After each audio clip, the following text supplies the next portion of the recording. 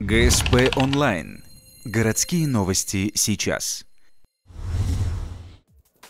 Суббота, 11:30, школа номер 21. В классах, на удивление, пусто и тихо, уроки отменены из-за газовой атаки. Это не учение, все по-настоящему. Подросток принес в школу перцовый баллончик и, недолго думая, распылил его в коридоре. На этой неделе это уже второе ЧП. Буквально 2 дня назад такой же эксперимент над детьми ставила ученица 9 класса. В итоге вторую половину недели задыхаться газом пришлось всем. А некоторые дети до конца не пришли в себя и сейчас. Первый раз она позвонила мне из школы в четверг, сказала, что ей тяжело дышать, делать тяжело вдох-выдох, что у нее жжение, першение в горле и боль в легких. Их отпустили с уроков, задержали немножко, может, осмотрели просто какое состояние. И пока она шла домой, ее тошнило, темнело в глазах, в общем, И сегодня было, в принципе, то же самое, только я так поняла, что посильнее, что дольше жжение в легких сохранялось.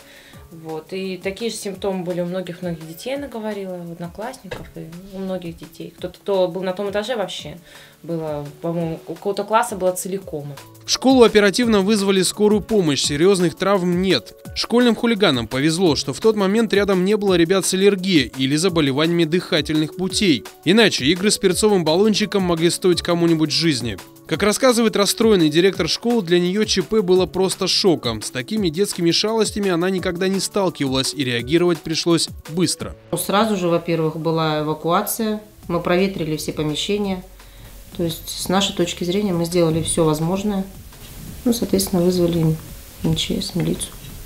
Помогает нам очень видеокамеры, которые установлены. Мы сразу просматриваем запись, мы тут же их вычислили. И, конечно же, были вызваны и родители, и объявлен строгий выговор. Родители пострадавших учеников настроены категорично исключить из учебного заведения нарушителей порядка. Но хулиганы все же останутся в своих классах. По закону школа не имеет права лишить их доступа к образованию. Однако для девятиклассницы этот год в 21-й школе точно последний. После выпускных экзаменов путь в старшие классы здесь для нее закрыт.